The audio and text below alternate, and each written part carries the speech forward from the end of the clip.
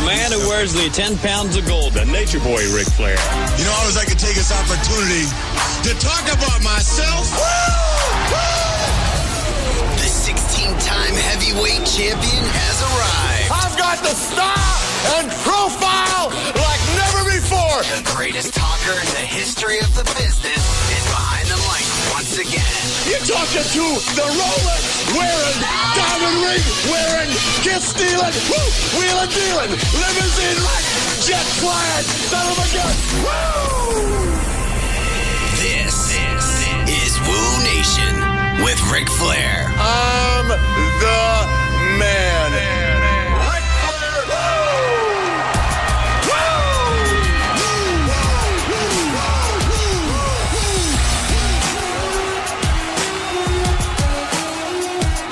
TuneIn Radio is the one app you need for all things audio. Now with TuneIn Premium, you can listen to every single NFL game for only $7.99 a month and get unlimited access to 40,000 audiobooks and commercial-free music, all for one low price. It's TuneIn Premium. For all the audio you want for $7.99. Woo! Ladies and gentlemen, this is Woo! Ric Flair, 16 times your World Heavyweight Champion, and the host of Wooooo Nation, along with my best friend and co-host, who has just recently insulted me in a national interview, saying that I was a computer illiterate 66-year-old grandfather that had no technical skills and did not understand technology at all. However, I will still tell him that he's a multimillionaire, owner of the Conradison, a man that drives around Huntsville, Alabama in a $347,000 Rolls Royce. Oh, my gosh. And on top of the world. And on top of that, he loves pro wrestling. And today, one of Conrad's best friends, and a gentleman that doesn't get enough recognition for his knowledge of the business, our guest, Mike Johnson. We're going to talk. We're getting serious today, Mike. Let's do it, man. Well, thanks for having me. I was very very excited when I got the call and the invite, so I'm very happy to be here.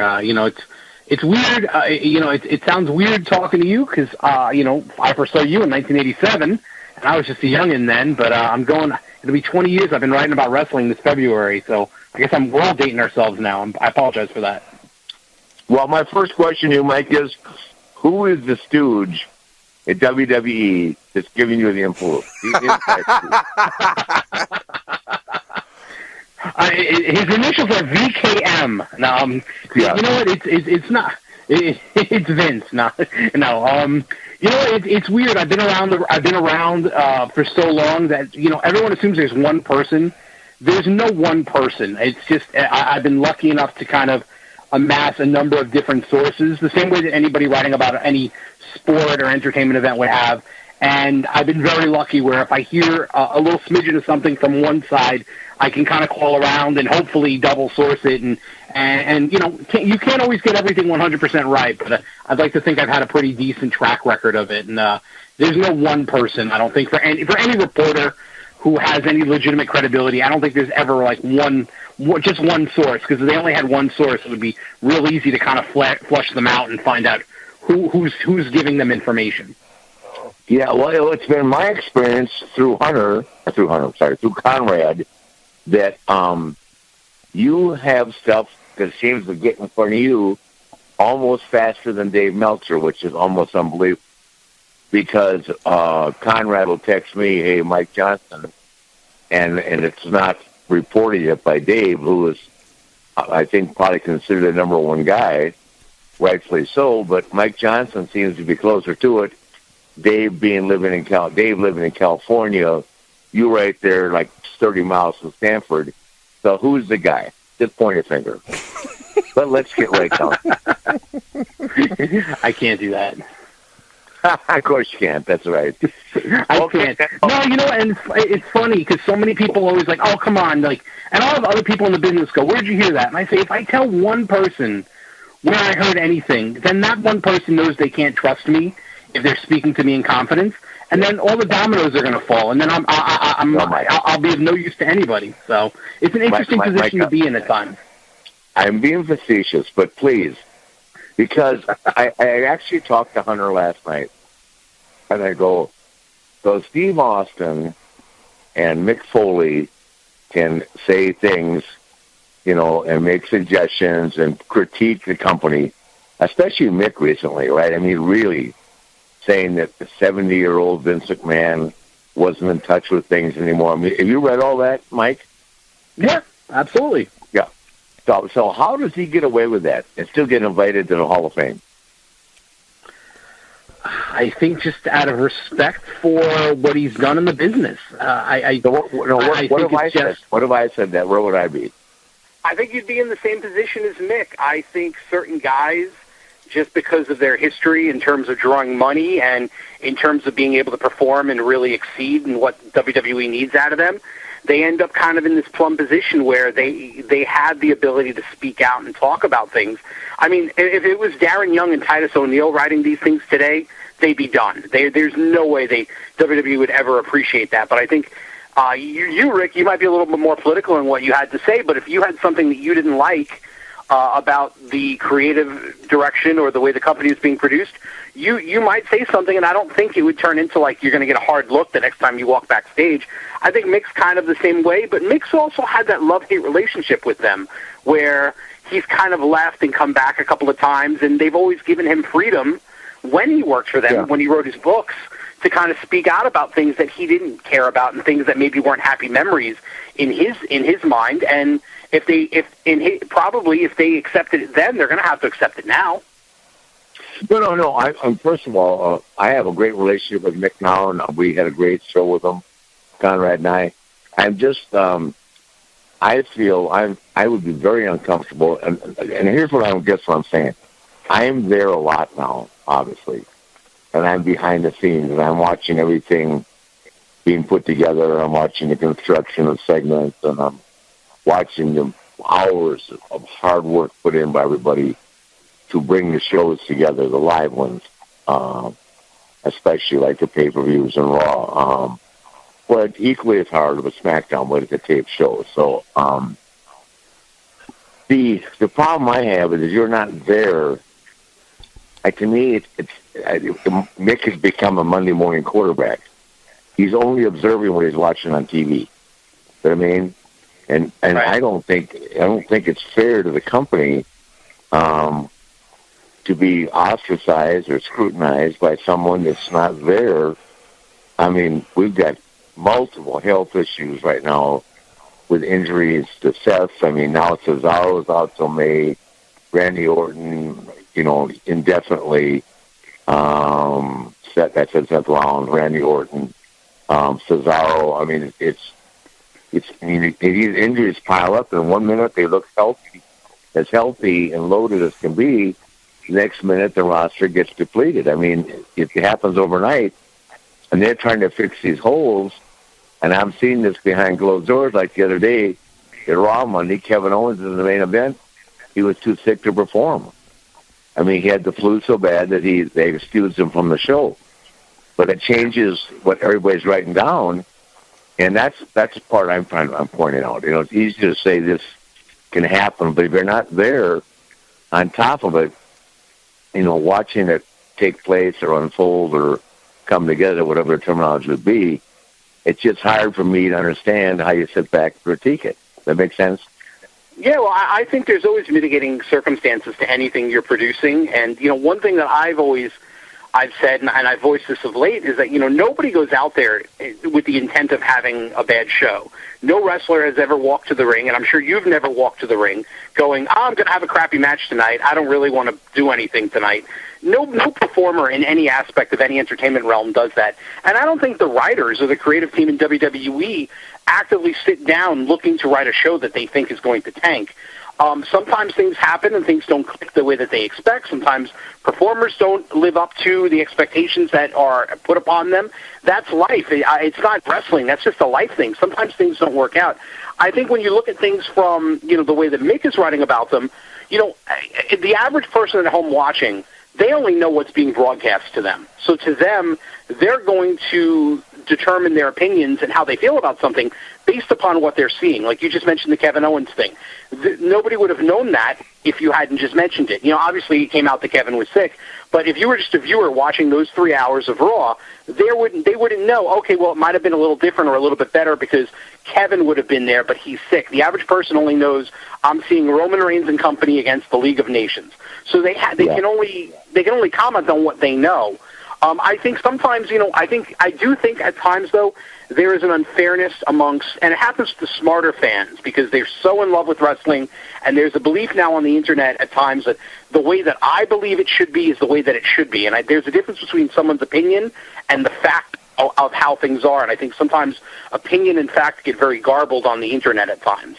And I do believe that there are people who sit there and honestly believe that the creative team, from Vince McMahon and Hunter on down, they're sitting there twirling their mustache like evil, Dick Dastardly back in the day going, what can we do to piss off the online fans today? And I don't believe that's ever a conversation in that company. What I believe is they're trying to do something. I can tell you, absolutely never. It's just 3 hours of TV, and I think, and I told Conrad this all the time, and I've gone on record saying this, it's hard for the young kids to build a brand. I mean, the brands, Austin, Rock, Flair, Undertaker, Hunter, Shawn. I mean, help, I'm missing some names. Mick Foley. I mean, I'm missing 20 names here. But Randy Orton, John Cena. It's hard to build a brand, off and on. And I mean, you've got to be there for a period of time. People have to see you all the time. And it bothers me that I think a lot of the people, especially during football season, have the opportunity to turn the channel. If something's not going on they like, and then they miss somebody that has the opportunity to make a difference in their opinion, and they miss it, and it's just, it's the old thing. They don't like what they're watching and turning the channel. It's a very competitive market. And I think there's a lot of other factors that work against WWE right now. Obviously, you mentioned the talent depletion. There's nothing that could be done about that. It's not anything that could be predicted. It just happened that all of this fell upon them at the same time John Cena was taking time off. But what are you going to do? The first time John Cena, who's been probably better for that company and more loyal to that company than anybody in the modern era, asks for time off for an outside project, what are you going to tell him? No? I mean, it wouldn't be fair to Cena. And there's other things, too, like, the Nielsen numbers, obviously, those numbers are down, and there's an audience down. But I think part of it, too, is that the average person, they watch television and they consume their entertainment in a different way now. Like, in 1970s, Rick, you were wrestling in Mid-Atlantic, and if you wanted to watch Mid-Atlantic, you had to watch WRAL out of Raleigh or one of the surrounding stations, and the tapes were bicycled around.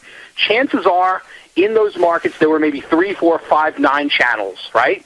And so there wasn't that much programming on it. A lot of these channels weren't running 24 hours a day. Now, if I miss Raw and I'm the average consumer, I can go on YouTube and go through the WWE's channel and watch the highlights of Raw, or I can wait a month and watch it on the network, or I can catch one of how many replays on a different cable network. So, and if you look at their YouTube numbers or their social media numbers, they're massive. So I do believe there's at least a portion of the audience that's not watching it live on Raw. They might be watching it on their DVR and fast-forwarding through some of the segments. But I do believe, especially with younger fans, there are people who are just watching the highlights on YouTube or watching the highlights via Hulu or wherever, and that's how they're consuming the WWE product. So they're staying up on it, and they're checking out WWE.com and probably websites like PWInsider and whatnot, but they're not sitting there and watching it for 3 hours because there's a million other choices. The entire entertainment realm has completely changed from even where it was 10 years ago or 20 years ago when the Monday Night Wars were going on. If Raw and Nitro were on against each other now, that battle for ratings may not have been the same because I could watch one and tape the DVR the other, and as well as going back and forth, or wait the next day to watch one of them on Hulu. I mean, it's a completely different way people watch television now, and I think that doesn't get taken into consideration as often when the discussion is made about, why are they down X amount of millions of viewers compared to this point? Well, what changed? Was the football season going on? Was there a hot postseason for baseball? Was there a brand new show that was on opposite Raw that, people are really talking about and is hot water cooler? Are more people watching it on social media? There's a lot of different factors. I don't think it's a case of if you plug one talent in or turn one guy heel or have this one match, things are going to turn around. I think it's just an overall, symbol of where society is and how they watch television now. But, Mike, don't you think that's a little bit of an excuse? I mean, because ratings are way down from 14, 13, and 12. The world is not that different in 2015 than it was in 2013. Wouldn't you agree? You know what? I think streaming services and things like that are far more pronounced and far more beneficial now than they were even 2 years ago. Like, I can only speak for myself, but a lot of what I watch on television is me watching it on Hulu the next day because I subscribe to Hulu. So if I'm going to watch The Flash or Arrow, I can either watch them live or I can go, all right, I'm going to save them for the next day and watch them on Hulu when I have some downtime and I have a chance to watch them. So how I watch television is completely, in fact, one of the few things I watch live is Raw. A lot of the other stuff I'll tape and I'll watch later because with Raw, I know it's live, so I feel like I have to watch it. And obviously, I'm writing about it, so it's an important part of the week. But if I wasn't writing about it and if it wasn't something that I thought I had to watch live, I might leave it for a couple of days and then go through it later. I mean, I can't tell, but I do think that society overall has changed. The numbers are down, but I think part of it is they creatively, some of the stuff hasn't clicked the way that they want to. And I also think part of the problem is, and this is just, unfortunately, it's the way WWE's kind of devised things at times, they've kind of trained the audience to think, all right, well, when Undertaker's there or Brock Lesnar's there or Rock's there, something bigger might happen, and if they're not around, then it's just an average week of WWE programming, so I don't have to pay as close of attention.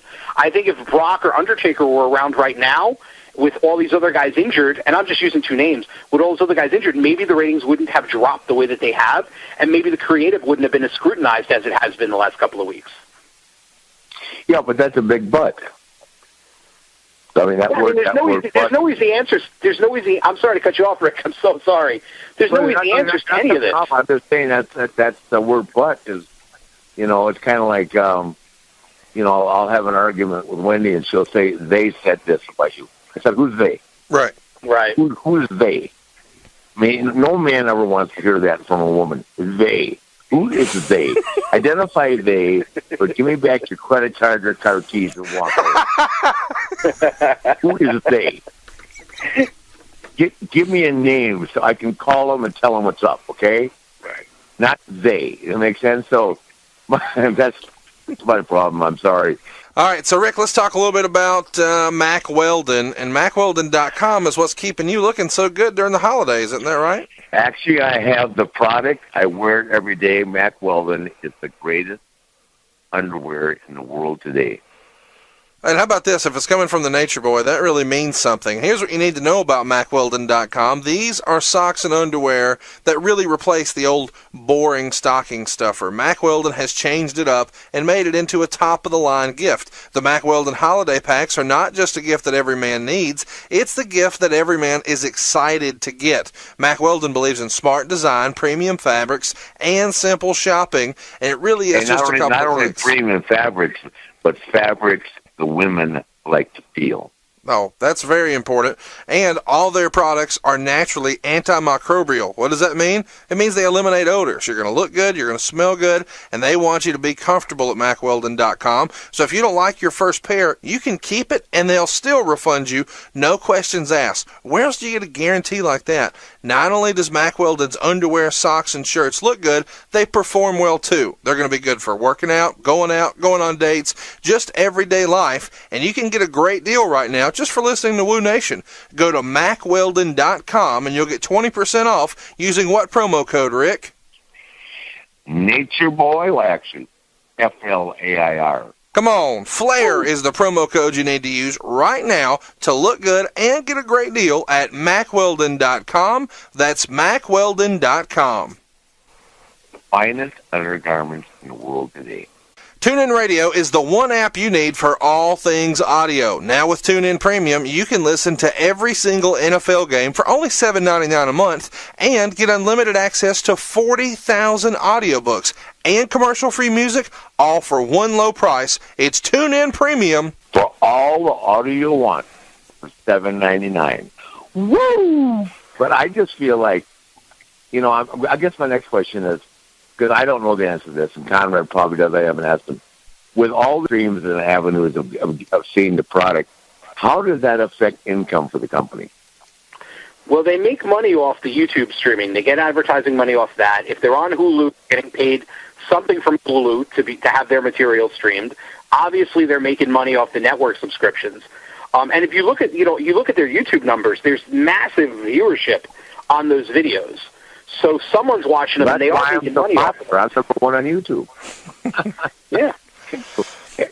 So, Rick, you may not be familiar, but Mike, in a previous life, worked very closely with television and entertainment and in that industry. Mike, is this something you're seeing across the board? Because most wrestling fans don't know squat about ratings in any other facet of entertainment they watch. They don't know what the football ratings are. They don't know what the sitcom ratings are. They don't know what the drama ratings are. Based on what you're saying, that maybe people are just digesting this material in a different way now. Is this something that you're seeing across the board in other forms of entertainment where the ratings are just down because people are seeing it differently? If you follow any of the entertainment trade papers, one of the common threads is always the box office is down, the ratings are down. What's the magic bullet to fix things? And like we'll take Monday for example, okay? If you look at Raw and you take away Monday Night Football and ESPN SportsCenter that night, most weeks, if that entity wasn't there, Raw would be in the top 3 or 4 of the entire evening. The only other thing that really brings in a bigger number than Raw, there's a VH1 reality show called Love and Hip Hop, which I've never seen, but I guess it's obviously very popular. But most weeks, if you look at Raw, it's the football-related material, and then Love and Hip Hop, and then WWE is somewhere in that top 10. So, the sports obviously takes a huge chunk out of the viewership that week. But it's a common thread of everybody's worried about ratings and what can we do to make up those numbers, because even with just a couple of years ago, 5, 6, 7 years ago, Nielsen wouldn't cover the DVR numbers, and now everyone talks about the +3s and how many people watched it within 3 days and how many people watched it within 7 days. And, what numbers are they streaming on demand on the different cable and satellite providers? And, it's all measured differently, but the hard number for the old school advertiser is still that live broadcast. And those have changed. And and we could even get into a whole conversation about maybe Nielsen is kind of antiquated in how they measure things, because basically they give someone a Nielsen box and they ask them to record everything that they've watched, and they're supposed to be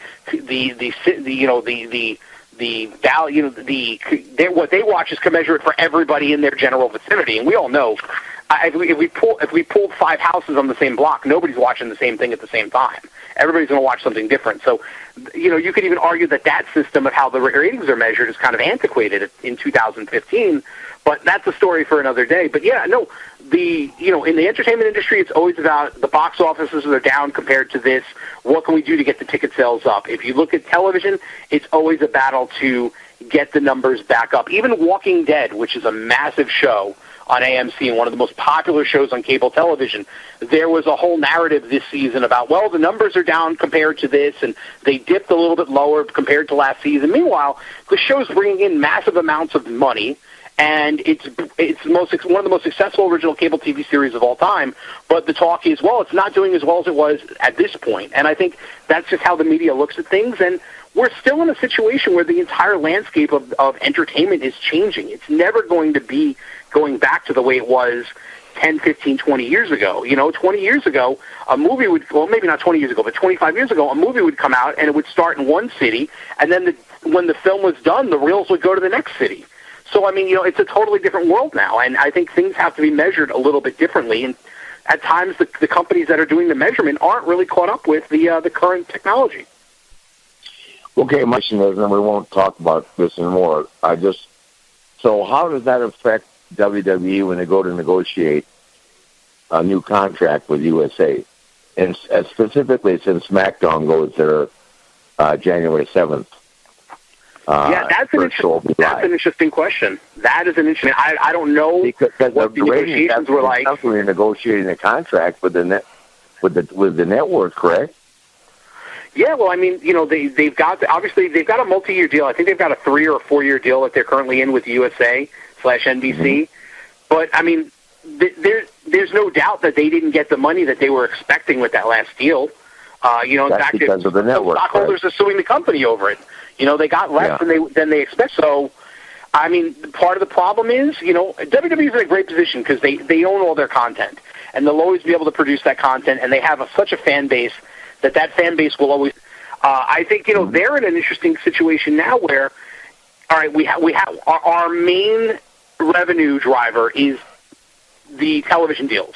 And obviously, especially the deals in England and India and some of these other international companies, they're going to be bringing in a lot more money in the coming years.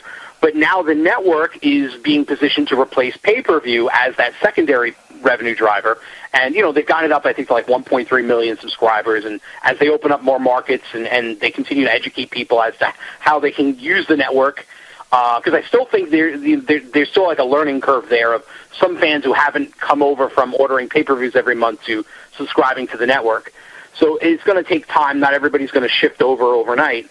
There's definitely going to be a new sort of dance where they're going to have to try and balance between making the television cable networks happy by giving them primary content and also driving people to continue to go to the network and, you can see this pay-per-view here and you can see this exclusive material here. And I think in the last couple of months they've done a better job of balancing that and promoting it on USA and on cable. But I think it's going to be a constant battle because at some point NBC is going to say, well, you're promoting your network and your numbers are down, so maybe we don't want you to promote that network anymore. It's going to be a constant battle, and there's a lot of plates spinning in the air, and I don't know that there's a perfect answer to how all of that's going to be handled. But there's going to have to be a happy medium that they find. I don't foresee them leaving NBC Universal anytime soon, or I don't foresee there's ever going to be some sort of showdown because they've always had a really good relationship with Bonnie Hammer and then the executives over there at NBC. But you never know because the television industry can be pretty fickle at times, and it's definitely the streaming versus broadcast is going to be one of those stories that I think really defines where things go in the next decade. Yeah, I mean, I'm just asking because I just see I think they're still the number one rated show on USA, correct? As far as I know, yeah. Yeah, so I mean, what's USA going to do? Just get rid of the number one show because they're down a little bit? I mean, I don't think that's happening. I think sometimes fans get a little too crazed with the numbers are down, so doomsday is here talk. And, it's got to be a source of frustration for those numbers to be down. It has to be, because Vince McMahon in general is a very competitive individual, and he doesn't want to have the highest numbers possible. You think? Yeah, I would say so. So, Mike, let's talk briefly about what everybody's talking about over the last few weeks, and that's the decision to have Sheamus cash in the Money in the Bank and then win the championship. I know that the Internet's been really critical of that, but you and I spoke earlier today, and I kind of gave you my 2 cents. And, Rick, I don't know that you and I have even spoken about this, but I was at Survivor Series in Atlanta, and Roman was getting booed. He wins the championship. The fans still aren't with it. The very next night on Raw, he comes out, and the fans are cheering. And so it's not like they were in a different part of the country or even the world. Survivor Series was in Atlanta. Raw was in Nashville. That's the same demographic, the same type of fan. I mean, states that touch. They're 200 miles apart. This is the same type of fan. And in one day, they turned the boos to cheers.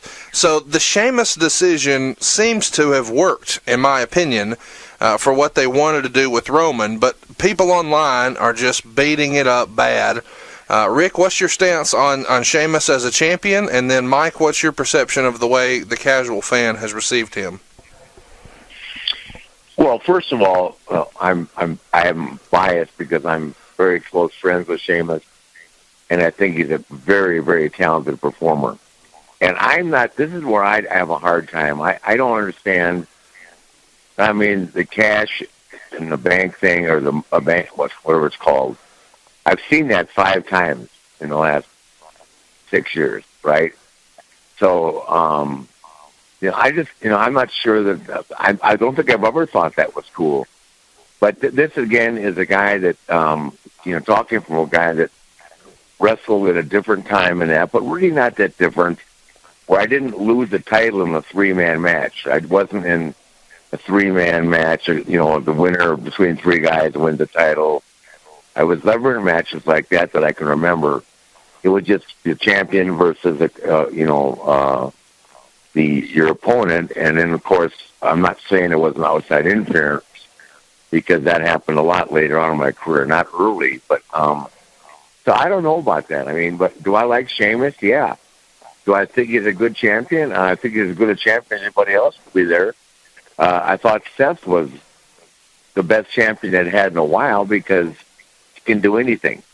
Seth Rollins is a really gifted, talented guy and a phenomenal performer. But, you have to move on, and Seth won't be back for quite a while. So, I'm a big fan of Roman Reigns, too. So that's me being in the business. That's a hard decision for me to make.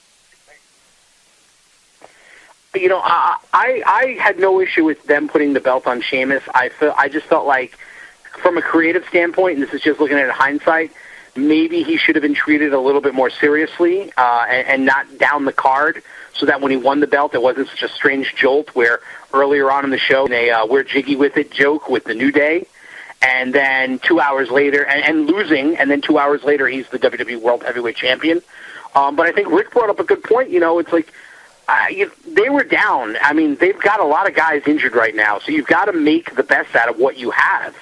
And I can't, you brought up, the crowd turned from Roman booing on him, and the next day they were cheering him. And to me, one of the things that they've been really lax at in the last couple of months is getting some real heel heat on any of the villains, so that the audience has a reason to get behind the baby faces and the heroes and want to see them battle and overcome and beat these obstacles. And I think, while, the League of Nations thing kind of happened, in my opinion, a little too quickly. I felt like they did like a month of TV in 3 hours. At the end of the day, they needed to set something up, and they needed to change the parameters, and they needed to have something that Roman could chase, and they needed something that the heroes could battle against. So I get what they were trying to do, and I don't even think it was a bad idea. They use the best of what they have to what they have to offer themselves on the roster at the moment. Unless you're going to bring up like 30 people from NXT at once, that really, what are you going to do from within? No, I think I didn't mean to walk on you, Mike, but I thought that the League of Nations was very cool, because that is the first time in a long time that you've got 4 guys that can work and talk. I mean, and you think about it, they all can perform, they all can talk. And I don't think I've ever seen Del Rio look better physically. Del Rio looked great. I mean, David's got a great body, Barrett's got a great body. I'm probably talking about Sheamus, Barrett, Rusev. Who am I missing? Rusev is just a great guy, and Rusev is really a hell of a hand. And I just think that if they run with this and do it the right way, the League of Nations could be really cool. Are they the 4 horsemen? Hell no. But they're good. I mean, I watched that unfold. I was sitting there with Stephanie Hunter, and I'm going, that's pretty damn cool. It's something different. And it's in reality, it's real. They're all from different countries, but they all can work, and they can all talk. I think it's real cool. And I think that gives Roman 4 guys to work with, if that's the picture, that's whatever picture they're trying to paint, because it's not going to be Roman and Usos and that. It's going to be Roman Reigns against the world. That's my take on it. Yeah, and I like the idea of the hero fighting the insurmountable odds. When Dusty would go for the title, it wasn't just you he was getting in there with. Tully, Arn, JJ, Barry, Lex Luger at times, whoever. Everybody was, in the wings waiting to try and stop the American dream. So I like the psychology of it. I felt like, the one thing I wouldn't have done is had and maybe the New Day aren't part of the group, I don't know, but on that Raw, it felt like the New Day had joined too, and it was like, okay, now all of these guys are in one group, and New Day are so different from everybody else. How's that going to work? I felt like that might have been a little bit too much overkill, but maybe we're going to see on Raw New Day weren't part of it, and they were just trying to take out the Usos because the Usos are gunning for their titles. So that could be something that's storyline. I think that's what you're going to see. I don't think New Day are part of it. They've established themselves as an entity, and they have gotten over with I guess a large element of the fans, because obviously they study demographics and they're on the show enough. But I think it's just going to be the four guys. I think New Day was just doing something, with the Usos, which gets confusing sometimes because they put a lot together fast. But you have to remember, this thing with Seth happened in England, and they've already got a match made for Survivor Series, and they had to come up with something new the next day. And I don't think they knew what they were going to do, even in the building, until probably about 5 o'clock in Atlanta. Right. And Conrad's been to enough shows with me lately to understand that it's changing every minute. Yeah. Well, until guys are out of it. Yeah, and I think people don't understand that until guys are in the ring, and even sometimes once they're in the ring, some decisions change a million times until it's showtime. WWE is very similar to, like, say, a Saturday Night Live, where Lorne Michaels will be sitting there producing, and something might run long on the show, or something may not be working the way that he wants, and he'll cut segments, or he'll change things up, and they might add an extra musical segment, or they might add an extra 5 minutes to the weekend update. In that show, WWE, especially when there's a live broadcast like Raw or a pay-per-view, the Saturday Night Live is probably the closest equivalent to it, because it's changing on the fly literally while it's on the air. One of the bigger missed opportunities for me, as a fan, is I would have liked to have seen Seth be capitalized on a little more. If this was a legitimate sport and a performer went down and lost his belt because of a match that he had with someone, that guy, if he's a heel, comes out and takes credit for it. I would have liked to have seen Kane at least involved in the title tournament and come out and take credit for being the one who put out the champion. And I realize that it happened on a powerbomb spot, and ultimately he lost the match. And all that doesn't matter if you're the heel. You come on TV and you claim credit for that guy's not here, and it's because of me, and anybody who's getting in the ring with me, blah, blah, blah, blah, blah. And I know they had a special thing planned for The Undertaker and all that, but that would have been my only critique about the entire title tournament and the League of Nations and all that, is I wish there would have been a way to capitalize on Seth's injury, because seemingly now he's injured, and we know we know what was injured, and we know he's gone, but we're not really capitalizing on the injury the way that they would in a UFC-type environment. Yeah. Well, no, first of all, the League of Nations just came about, actually, unless I'm wrong, this past Monday on Raw. Correct. Yes, sir. Yeah, that's what I was saying. That didn't happen at Survivor Series. No. So, I just think, I think that after talking to Glenn, he would have liked to have been involved in that too. But, that's, when they have to change direction, and they got to focus on the people that they're, building towards for the next pay-per-view. That's just business. Well, and let's go ahead and shift gears, Mike. We'd like to have you on for a few more minutes, if you don't mind. We've invited our listeners to go ahead and tweet in and ask questions using the hashtag AskNaitch on Twitter. And we had... Let Mike ask a couple first. Absolutely. Okay, yeah, let's fire down. Are there any questions for the champ, Mr. Mike Johnson? All right, you know what? Here, I'll hit you with one. A couple of years ago, you inducted Blackjack Mulligan into the Hall of Heroes in Charlotte at the Greg Price Convention. And you talked about the importance of guys like Blackjack Mulligan and Wahoo McDaniel teaching you on the road how to be a real man and teaching you how to be strong for the sport. Compared, obviously the eras are different, but do you feel like the guys today have had that same education of what it's like to be a real man and protect yourself in the ring? And what were some of the lessons that you learned, riding with Mulligan and Wahoo and Dusty and Murdoch and guys like that really helped you when you were the traveling champion for the NWA? Well, first of all, I don't think the guys today have any idea what that world was like, which is no fault of theirs. It doesn't mean that they couldn't have done it, but you'd see a lot less guys participating in the business in that point in time. I mean, I just, like, I make a joke about this with us.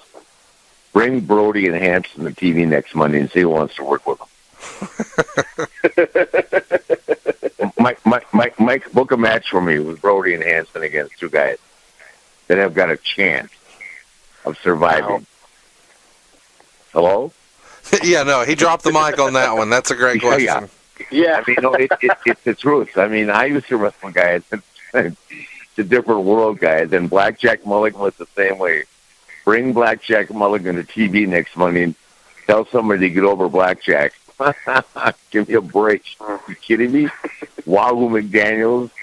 Dusty, of course, was easy. Dick Murdoch, great worker, but it was a different time. The guys were just tougher. They made you tough. I mean, I'm in Japan in 1972. I've been in a business 3 months, and we were eating at a restaurant, and it was me and Dusty and Dick, and I was like their little bitch back then, carrying their bags and all that. They could put me through all that crap, right, for 3 weeks. And so somebody brought a dish of French fries, right? So Dusty grabs one off Murdoch's plate, and I guess it was like Murdoch's plate, I guess. That was for all of us. And so Dick took one, so I reached one, and when I put my hand in that French fry, he took his fork and jammed it all the way through the middle of my hand.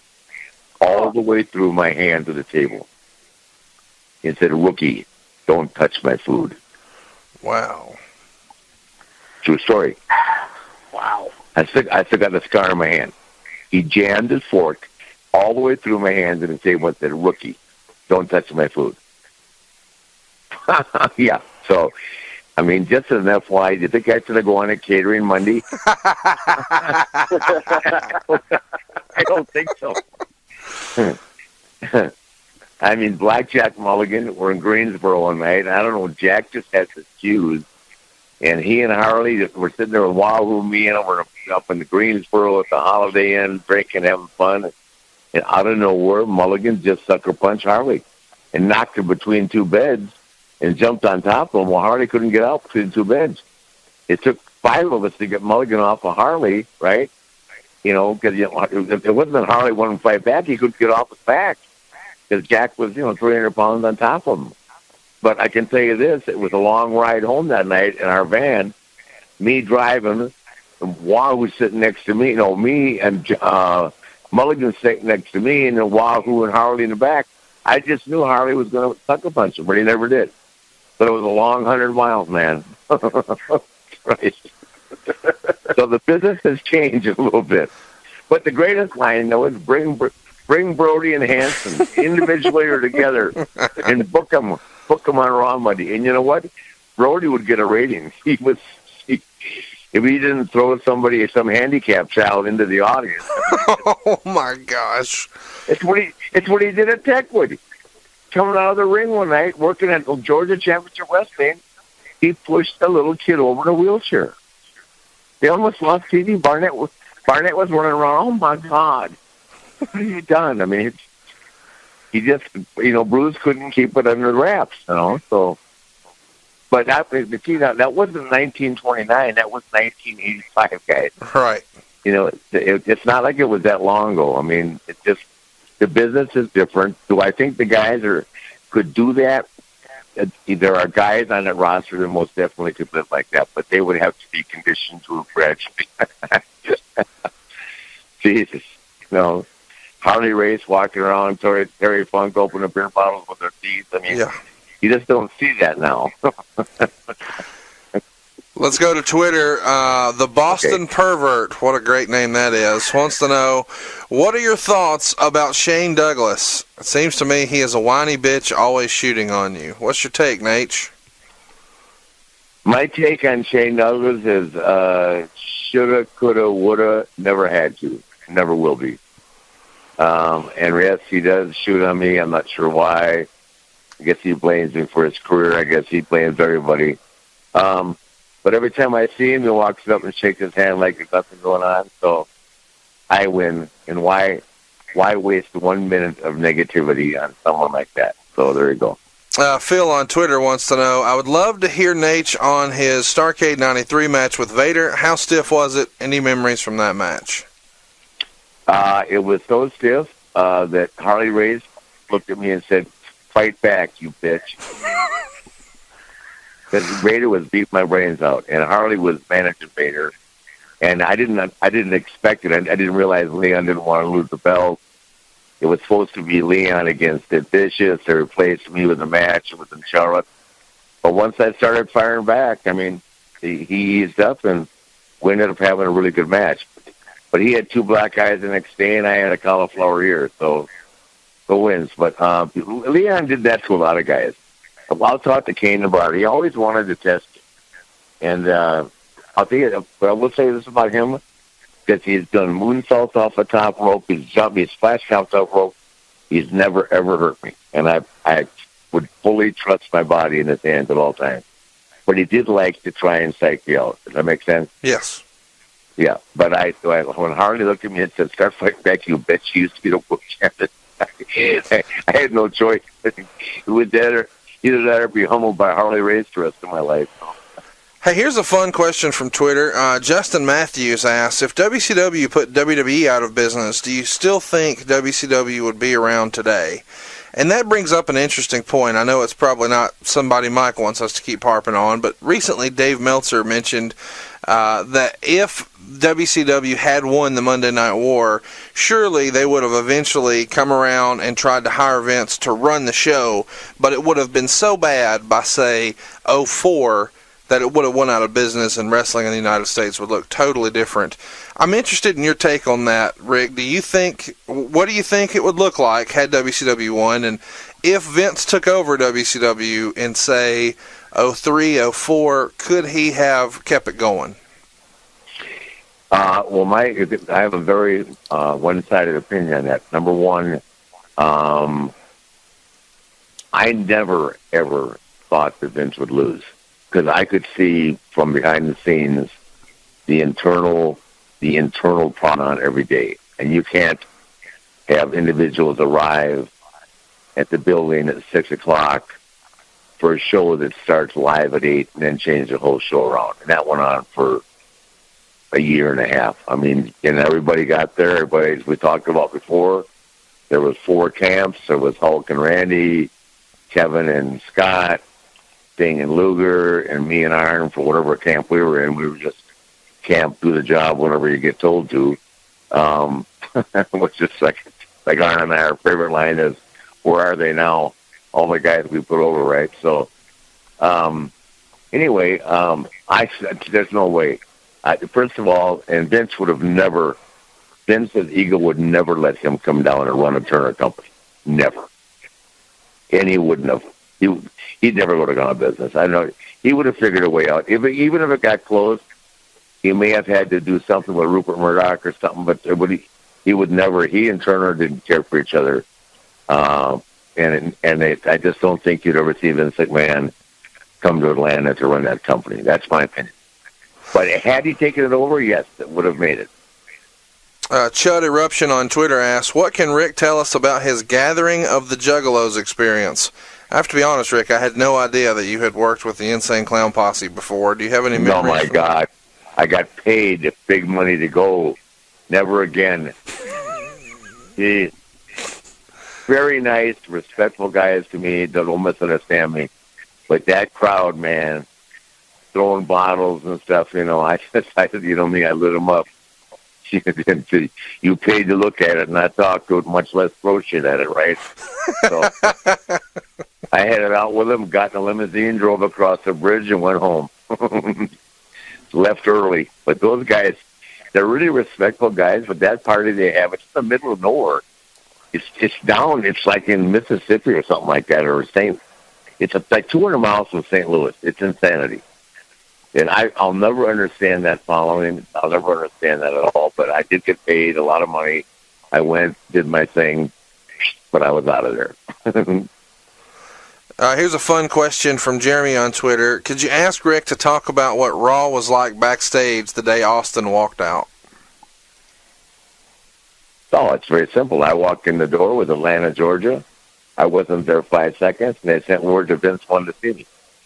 So I go to see Vince. He said, where's your gear? Where's your gear?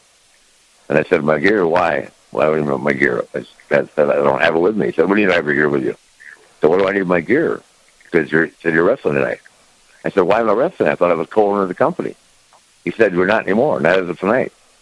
I said, so I already knew because Steve had told me he wasn't coming. But I never figured I was going to get moved. I said, what did you vote me out of office over the weekend? He said, no, we just changed it today. You're wrestling Lesnar tonight. Wow. Thank you. yeah. So it was fun for everybody except me. As Lesnar was twirling me around, I was going, please be careful. Please be careful. Actually, I played that match back. It was pretty good. It was pretty good. Yeah. Here's a great question. It's not because I wasn't afraid of him. I'm 55 years old. I'm under with this powerhouse, man. But once again, another guy was very careful with me. Thank you. So, and at the end of the day, I probably wrestled him 10 times, so it wasn't bad at all. He never did anything, but you couldn't tell me that walking down the aisle. I said, not good, and nobody believes this shit. Matt Wright on Twitter. Nobody's betting on Ric Flair. What? Matt Wright on Twitter asks the question, who was the jobber, and I'm sure we prefer the term enhancement talent, that had the skills to go to the mid-card? What if Mike Jackson had gained 20 pounds? Well, Mike Jackson was really a good worker, but he would have gained 100 pounds. Very small. You know who actually the best to work with back then was George South. Yeah, we haven't talked about George a lot on the program, and I know he's a friend of the show, and our friend Dick Bourne at Mid-Atlantic Gateway, and everybody who meets George loves George. Why do you think George didn't get more notoriety in the business, for lack of a better word? Well, number one, he was not a charismatic guy, just a nice guy, and some nice guys never get anywhere in this business. But he could definitely wrestle. He was good. He wasn't a charismatic guy. He probably never had a chance to make an interview in his life.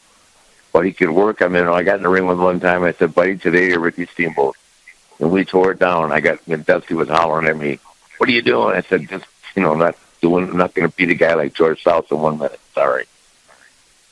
He was a nice guy, and I gave George South $200. Every time I wrestled an enhancement guy they wanted me to crush, I gave him $250.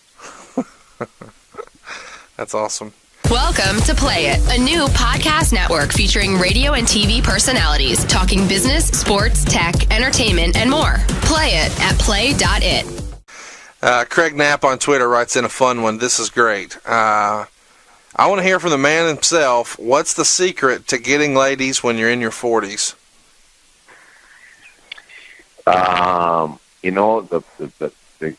Here's the bottom line. I wrote a book one time, never got published, How to Meet and Treat the Women of Your Dreams, right?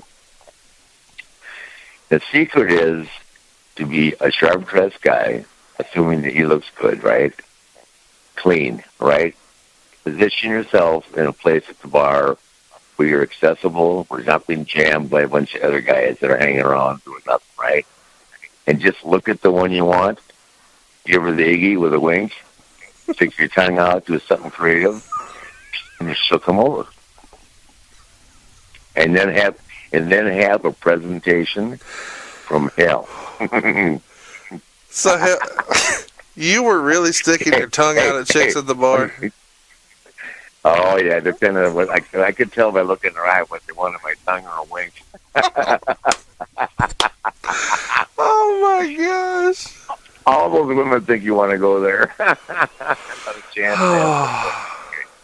This is our best podcast yet, just because of that. Justin Pratt on Twitter. Hey, FYI, for him, he's still working at 66. I'm your biggest fan, really. What's your name and what room are you in?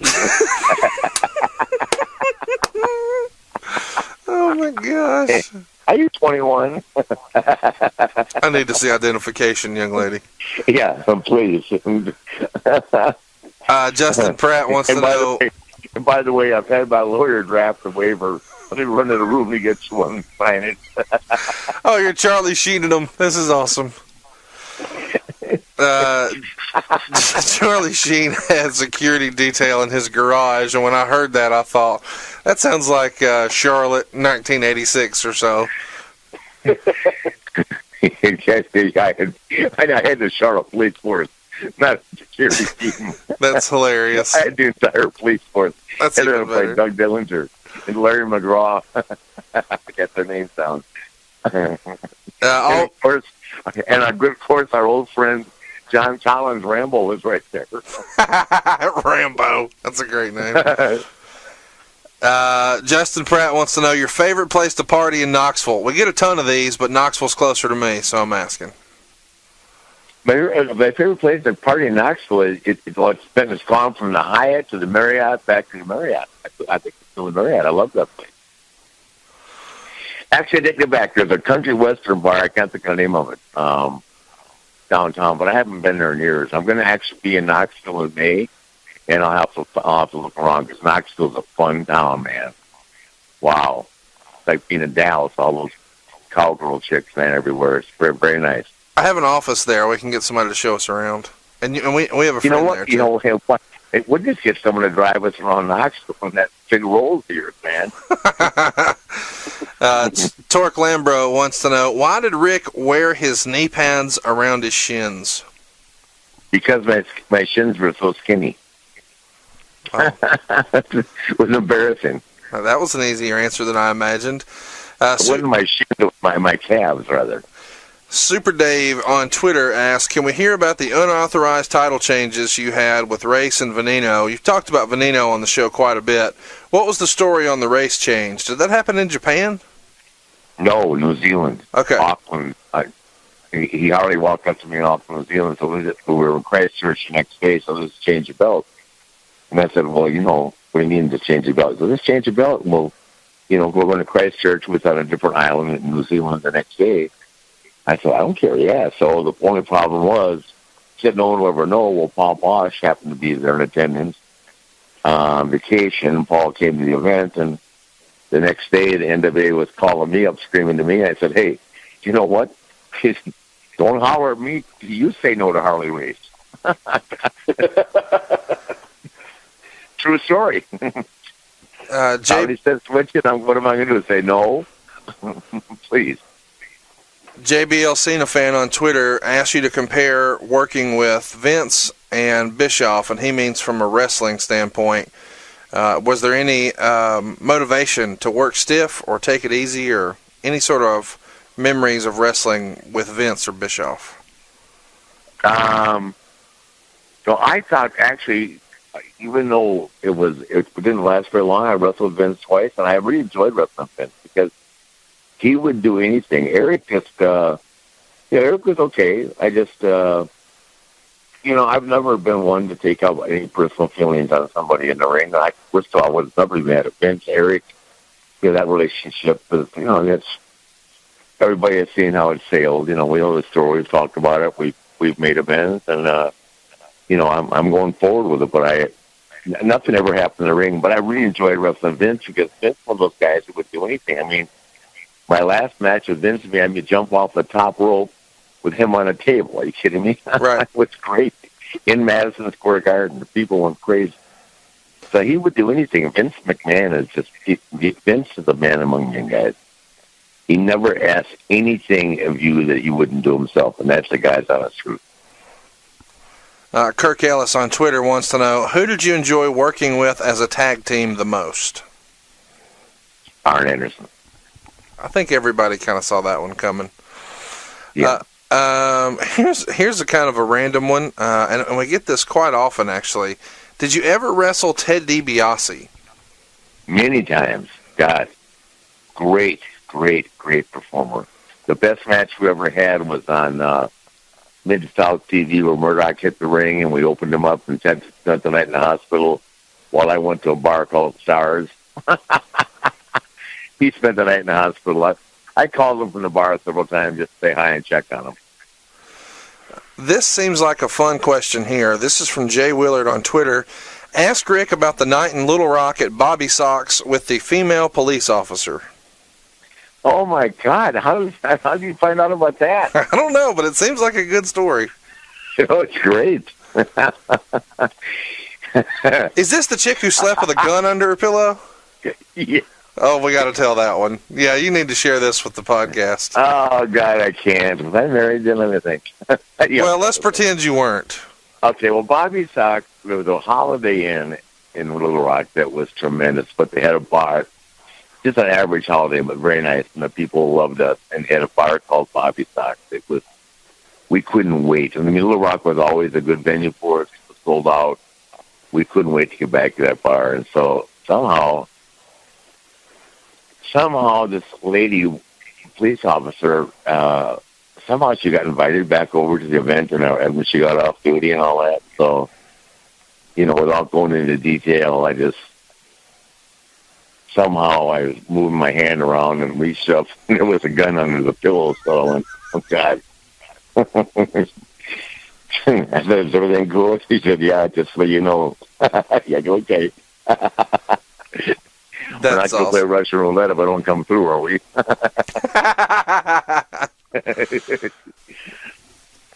Jimmy Cannelloni, or however you say his name, on Twitter asks, with his DVD coming out next week, do you have any good Owen Hart stories? I know you weren't working with Owen a lot, but you were there when he was there when you were there the first time, I think, in WWF. No, I don't. You know what? It's funny because as people ask me, I only knew Owen to say hi. I've never worked with him. I've been around him a lot before he got into business because I knew his dad and they came to the convention, just as I knew Brett before he got into business. So I never worked with Owen, and I really never was around. I heard he was a phenomenal, guy to be around and fun, and everybody enjoyed his company. And he obviously was a good performer, but I never worked with him, and I never ate travel or had a beer with him ever. No. Here's a fun question. Guy. Fun question from Todd Burke. Was at a house show where Jim Neidhart had an accident. Ever come close to having a crisis like that in the ring? Where Jim Neidhart had an accident? Yeah. Like, what do you mean by an accident? Well, he shit his pants. No, that's never happened. No. But you've wrestled sick, so how do you how do you power through? You didn't miss a lot of dates back in the day. You get sick. I know you don't get sick very often, but it does happen. No, I have been sick before. I have, yep. But what do you do? Do you change the match around, or how do you cover that up?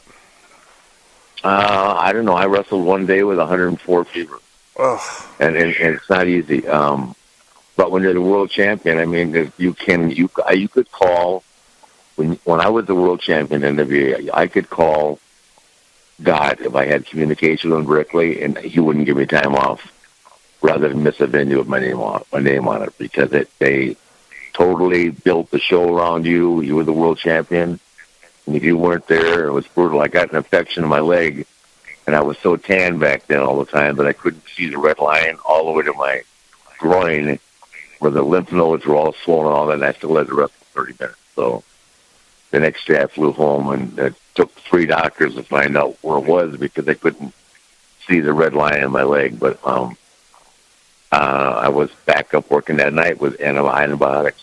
So just the way it was. Welcome to Play It, a new podcast network featuring radio and TV personalities talking business, sports, tech, entertainment, and more. Play it at play.it. Adam Hamlet on Twitter asked one that we haven't talked about before. Money aside, was it a hassle to travel with your various titles like the big gold belt? Well, I always carried my title with me. Yes, it was a hassle. But it was nothing like it would be now with TSA. So, and I'll tell you something, I was so proud to be the world champion. I never considered it a hassle or a problem. I was proud to have it. My problem was when I carried my robe, 2 and the girls asked me to see it, and then said, do you want me to put it on for them? And then, of course, that created problems that we're all aware of. Was there, now I'm just asking as a friend, was there a rule if a lady asked you to put the robe on? Did you say, well, I'll do it, but, and then there was something after that? Oh, I could never put my robe on with my clothes on. That was the gimmick.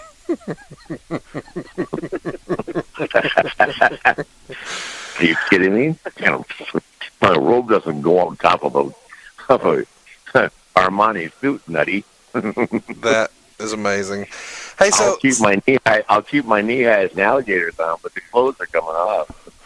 Something I'm curious about, Rick, because you've often been candid on the show, just talking about your feelings with the guys in the WWF and not wanting to work out at the same gym as all those guys and stuff like that when you were earlier in your career. And I think that side of Rick is a lot that people don't get to see. But I've wondered, what if you didn't go to North Carolina in the 70s, and instead you just hung out in the AWA, and you had your wrestling run there. And a lot of guys do that in their home territory, so it wouldn't have been out of the question for you to spend, most of your career in the AWA. But as we kind of fast forward to the end of the AWA, a lot of those guys wound up jumping over to the WWF, whether it was Bobby Heenan or Mean Gene or Hulk Hogan or whoever it was.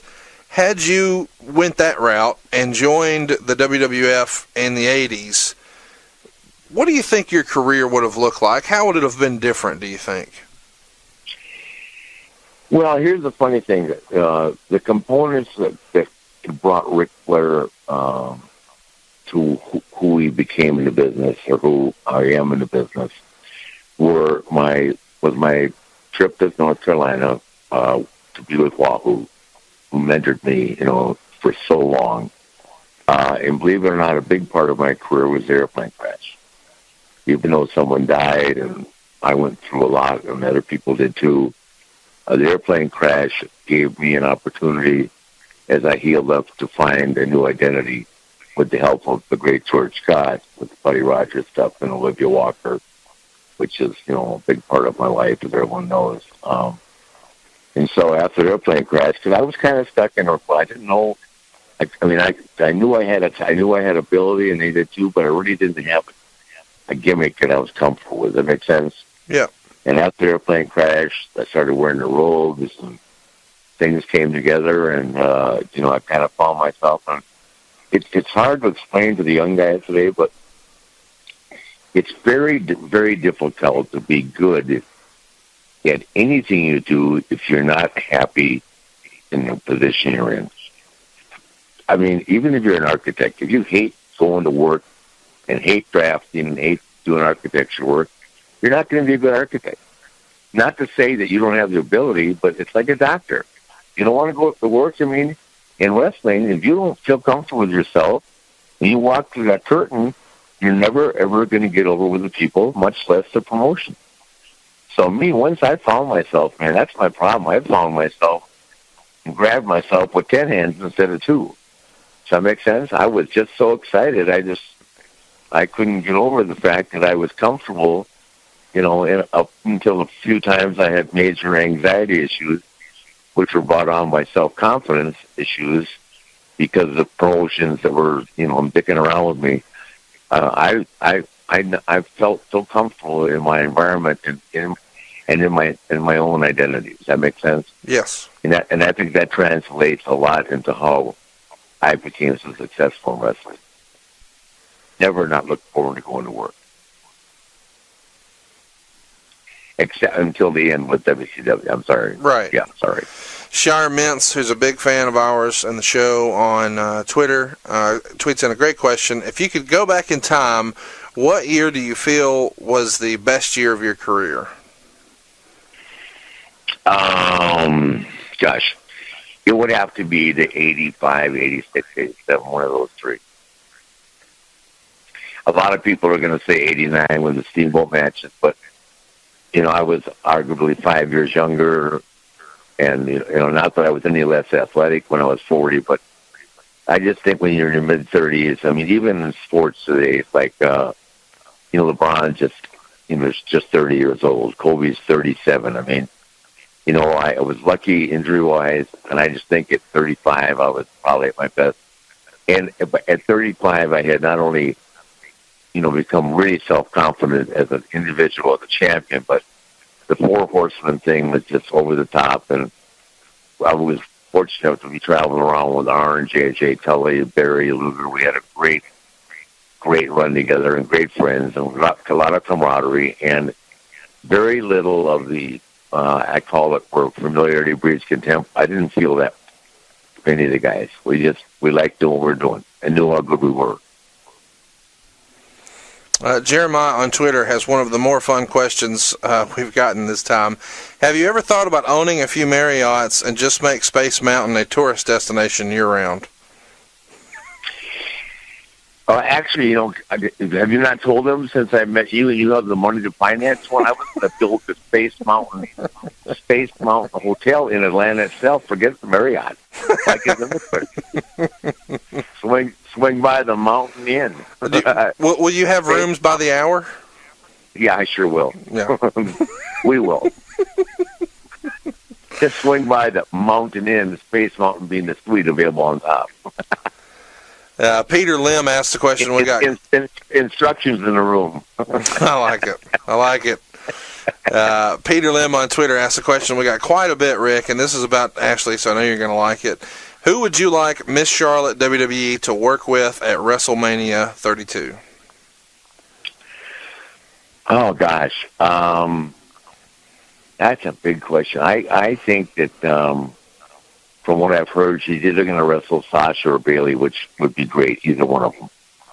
And I'm just so thrilled for her. I hope that she's in that position that she's there doing that. Things can change tomorrow. But I think that Sasha or Bayley would be the two that I think are my favorite. Yeah, but it's not nothing against the other girls. I like them all, but I think Bayley and Sasha and Ashley, the three of them, have phenomenal chemistry. And Bayley is very entertaining. And someone brought her home the other day, and because Bayley can really go, and she hasn't been on TV yet, but they have plenty of time to bring her up. And Sasha is phenomenal. She's like in a league of her own. I believe that, in my opinion, Sasha, Bayley, and Ashley are just in a position that, that very few people ever get in. Charlotte, I'm sorry, not Ashley. Yeah. No, I totally get that. Well, I think that pretty much brings us to a close here today on the Ask Naitch, and we appreciate our guest Mike Johnson being on. Mike, you still here? I'm still here. I was just listening and learning. You're never too old to learn. Give me one more question, kid. I'll give you one. Here's one. In '93, early '93, you left WWF to go back to WCW, and Bill Watts had brokered the deal. By the time you got back to WCW, though, he was out, and Bischoff was in charge, I think, with Ole. No, see, I'm going to bring you up to speed. Okay. But by the time I walked in the door, Bill had been released for something racial slur with Hank Aaron. Right. I can't remember what it was, okay? And guess who was running the company? Ole Anderson. So that's what I said Ole and Bischoff, yeah. Here's my question. Okay. If Bill was out of power by the time you had started talking to them about returning, would you have still gone back, or would you have stayed with WWF at the time? If I knew that I was coming back to Ole Anderson, I would have stayed with WWF. Okay. But I signed my contract with Bill, but Bill got fired the day that I arrived back in Atlanta. The same day, Bill was walking out the door as I was coming in, and I walked upstairs, and Ole Anderson was in the office, and I said, "Hey man, how you doing? Good, And they said, he looked at me and said, "So what good are you to the company now after doing a favor for Henning last night, doing a job on Raw?" And I said, "What did you say to me?" I said, "Hey, how you doing, man? Glad to have you back." And I said, "You know what, Ole? Just the fact I was on that show, whether you know it or not, makes me the biggest star in this company as we stand here right now. And I'll tell you how big it makes me." And I walked next door to Bob, too, 10 feet away, and I said, "Bob, I'm going to go sit in the lobby. In 1 hour, Ole Anderson's gone, or I'm gone." And guess who was gone? And here's where I screwed myself, Mike. I walked into Bob to his office. Bob said, "Who do you think can run the company?" I said, "There's a young guy downstairs named Eric Bischoff. He's pretty aggressive." So I skilled myself again. I couldn't win. Actually, he said that I want to do it. I said, just as FYI, I don't think I'm anywhere near matured up, and nor do I want the responsibility. And that was very factual. I didn't want to run the company. God, I was having too much fun being a wrestler, much less sit up there and deal with all that. God. Holy cow. And I wouldn't have been mature enough to it and messed it up. I'd run up the company credit card to a couple $100,000 in a week. just taking out the office employees. Buzzer beater question from our friend Dick Bourne over at the Mid-Atlantic Gateway. He says, knowing you loved working with both of them, who was stiffer in the ring, Wahoo or Blackjack? Oh, Wahoo by far. Blackjack wasn't stiff at all. You never know he was there. Wahoo would beat your brains out. My chest was inverted for 6 years. Well, Mike, before we get you out of here, tell everybody where they can get all the scoops on the latest and greatest and all that's going on in professional wrestling. Oh, they can check us out at PWInsider.com, and if they're on Twitter, they can follow me at Mike PWInsider. And I just want to say thanks for having me on, guys. I really appreciate it. It was a lot of fun. Mike, thank you, and happy holidays to you and your family, man. Same to you. I hope you have a great time in Atlanta. I'm sure you will. Thank you, sir. I'm going to actually, I'm going to be up in New York, I think, on the show the 26th at the Garden. You want tickets? Oh, you're going to be there? Okay, cool. Yeah, and I'll be at Raw at the in PWInsider. So if you want tickets, call me and let me know. I'm taking Conrad to Boston. Yeah, I'm taking Conrad to Boston next weekend. So, okay. Did he ever return? No, he never returned. His fate is still unlearned. Conrad got off the plane in Boston. He never returned. Boston fun, Conrad. Hey, so he had a bean down, baby. Rick, I need to tell you something. Boston has the greatest ballet in the United States. You know, I've heard that. I struggle with the ballet thing. I've told you my problem with that, but I'll figure it out, and I'll just give somebody $100 to look at me, okay? Well, I'm telling you, the ballet, if we're really going to Boston, I'm taking you to the ballet, the Late Show. It's going to be awesome. Aren't you coming to TLC? Well, why not? I mean, if it's any excuse to go to that ballet again, count me in. Okay. Thanks for the show today, Mike. We appreciate your time. Thanks, Mike. We'll be back next week on what?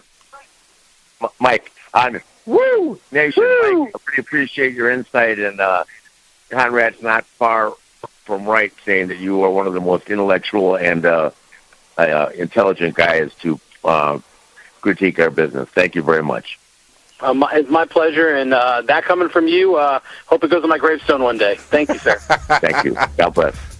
Thanks, Mike. All right, take care, guys. He's good, man.